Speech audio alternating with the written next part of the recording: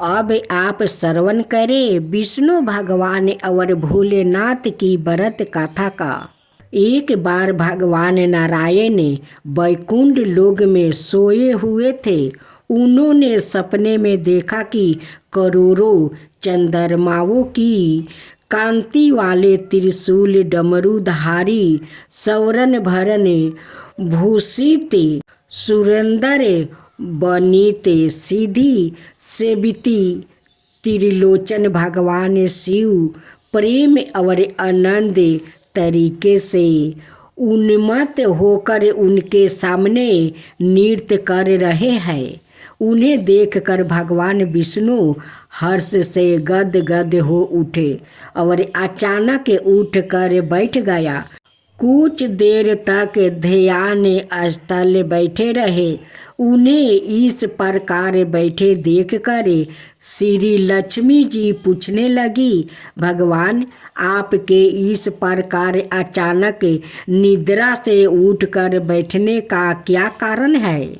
भगवान ने कुछ देर तक उनके इस सपने का कोई उत्तर नहीं दिया और आनंद में निमग्न हुए चुपचाप बैठे रहे।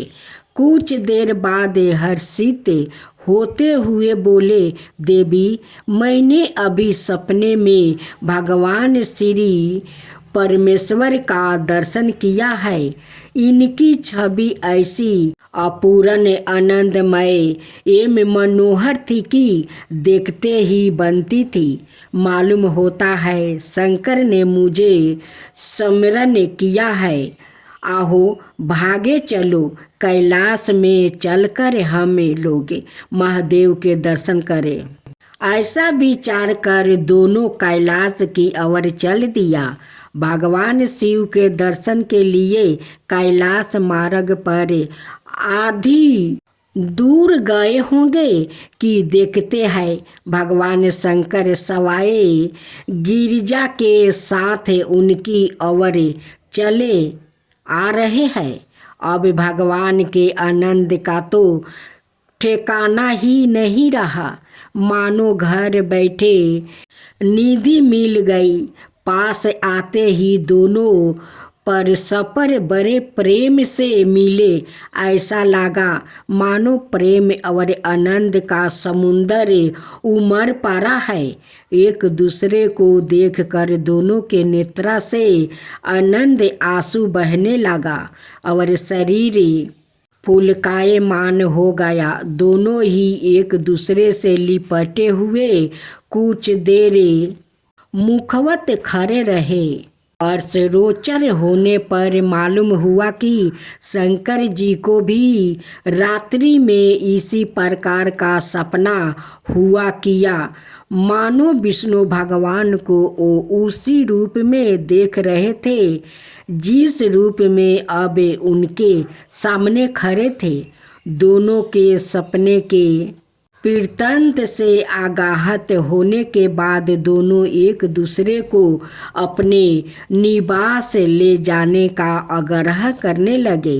नारायण ने कहा कि वैकुंठ चलो और भोलेनाथ कहने लगे कि कैलाश की ओर प्रस्थान किया जाए। दोनों के आग्रह में इतना अलौकिक प्रेम था कि यह निर्णय करना कठिन हो गया कि कहाँ चला जाए।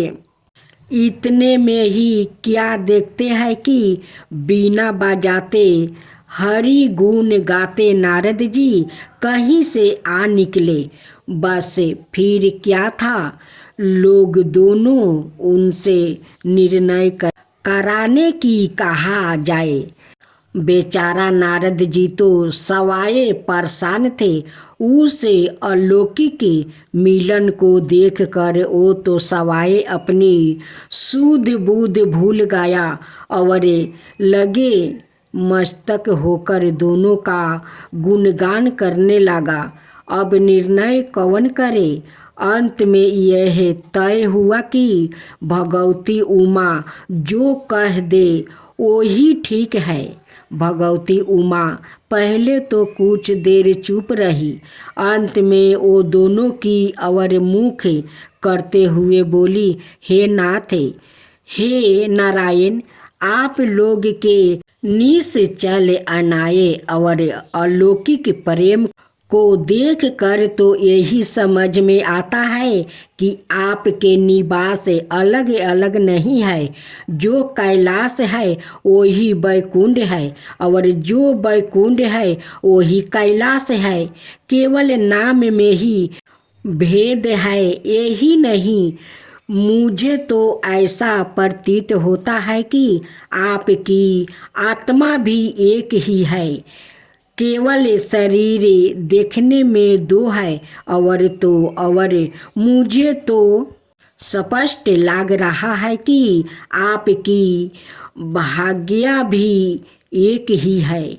जो मैं हूँ वही लक्ष्मी है और जो लक्ष्मी है वही मैं हूँ।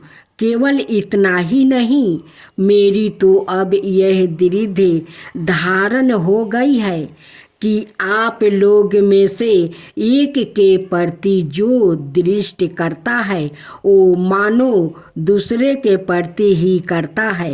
एक की जो पूजा करता है वो मानो दूसरे के भी पूजा करता है। मैं तो तय समझती हूँ कि आप दोनों में जो भेद मानता है उसका चिरकाल तक घोर पतन होता है। मैं देखती हूँ कि आप मुझे इस प्रसंग में अपना मध्यस्थ बनाकर मानो मेरी परिवचना कर रहे हैं, मुझे असमस में डाल रहे हैं, मुझे भुला रहे हैं।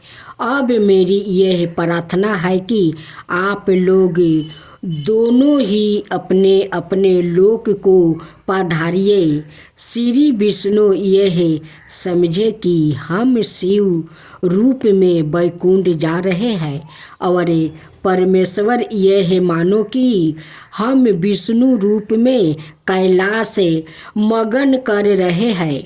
इस उत्तर को सुनकर दोनों परम प्रसन्न हुए और भगवती उमा की प्रशंसा करते हुए दोनों ने एक दूसरे को प्रणाम किया और अत्यंत हर्षित होकर अपने अपने लोक को प्रस्थान किया।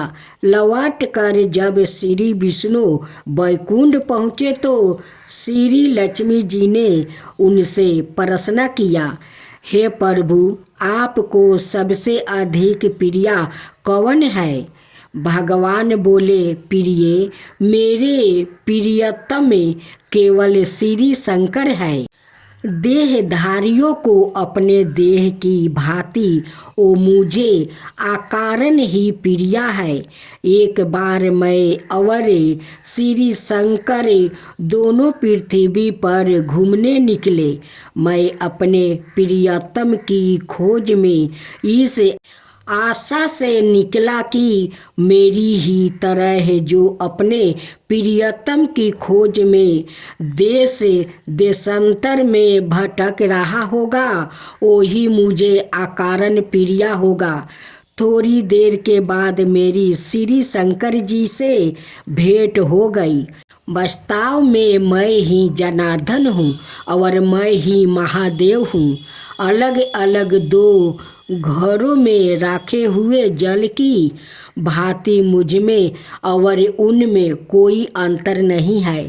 शंकर जी के अतिरिक्त शिव की चर्चा करने वाला शिव भक्त भी मुझे अत्यंत प्रिय है। इसके विपरीत जो शिव की पूजा नहीं करते वो मुझे कदापि प्रिय नहीं हो सकते। इस तरह जो शिव की पूजा करता है वो वैकुंठवासी विष्णु को भी स्वीकार है और जो श्री विष्णु की वंदना करता है वो त्रिपुरारी को भी मान लेता है।